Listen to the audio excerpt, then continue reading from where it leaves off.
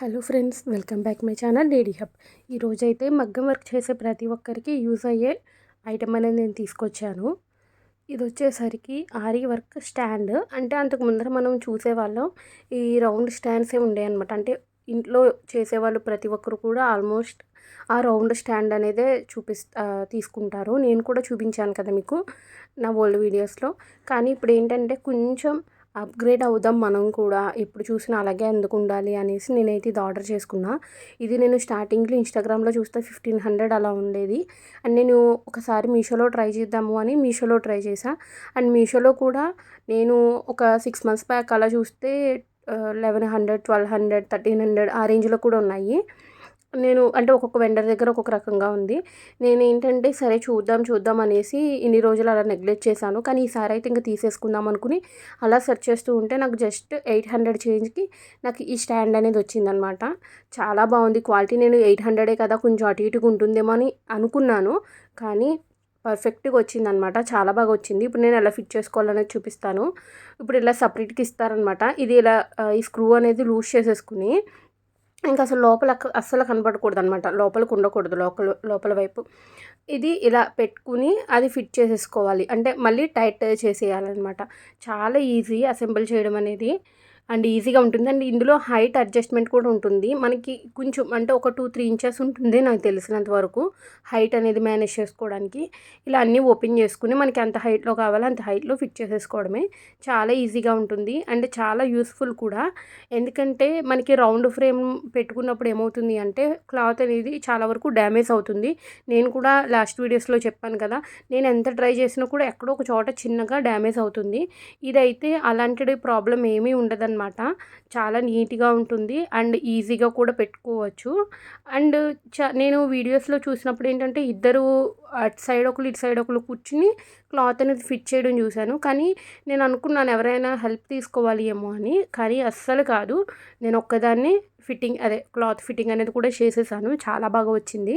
ఇప్పుడు ఇలా టర్న్ చేసేసుకోవాలన్నమాట. ఇది ఇది చూసుకోండి. అంటే మనము అన్నీ పెడతాం కదా స్క్రూస్ అనేవి, అటు ఇటుగా ఉంటే కొంచెం ఏంటంటే ఇలా వంకరగా ఉంటుందన్నమాట. డౌను అవుతూ ఉంటుంది. కాబట్టి దాన్ని బట్టి మీరు చూసుకొని చేసుకోండి. అంటే అన్నీ కూడా కరెక్ట్‌గా స్క్రూస్ అనేసి టైట్ చేసుకోండి. అండ్ ఇలా క్లిప్స్ ఇస్తారు. క్లిప్స్ వచ్చేసరికి 12 ఉంటాయి. ఈ 12 కూడా ఏంటంటే ఇలా వెడల్పుగా ఉంది కదా, అక్కడ ఒక 4, అటువైపు కూడా ఒక 4, 8 అయిపోతాయి కదా. ఇటు సైడ్ చిన్నగా ఉంది చూడండి, అటు సైడ్ ఒక 2, ఇంకొక సైడ్ ఒక 2. ఇక్కడ ప్రతీదీ కూడా మనకి బ్యాక్ నెక్ ఫుల్‌గా పడుతుంది. హెవీ వర్క్స్ చేసుకున్నా కూడా ఫుల్‌గా పట్టేస్తుంది. ఫ్రంట్ కూడా అంతే. మనం ఈ బాడీ పార్ట్ అంతా కూడా వర్క్ చేసుకోవాలన్నా కూడా ఫ్రంట్ పార్ట్ కూడా ఫుల్‌గా పడుతుంది. హ్యాండ్స్‌కి కూడా మీకు ఎటువంటి ఇబ్బంది ఉండదు. హ్యాండ్స్ కూడా కొంచెం పెద్ద సైజు నుండి కూడా మీకు హ్యాండ్ పట్టేస్తుందనమాట. చాలా బాగుంది. నేనైతే ఇక్కడ క్లాత్ ఇప్పుడు ఫిట్ చేసి చూపిస్తాను.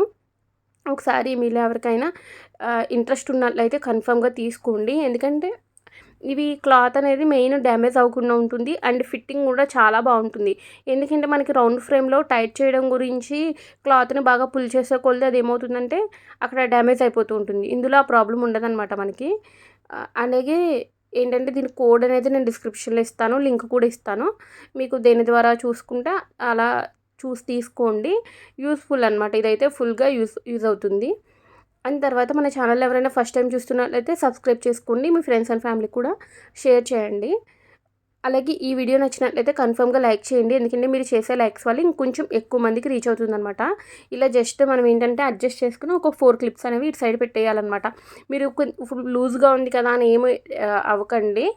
ఆహ్, అంటే ఇది ఏంటి లూజ్‌గా ఉందని. ఇప్పుడు మనం చేసుకునే దాన్ని బట్టి మనకి టైట్ అవుతుందనమాట మొత్తం అంతా కూడాని.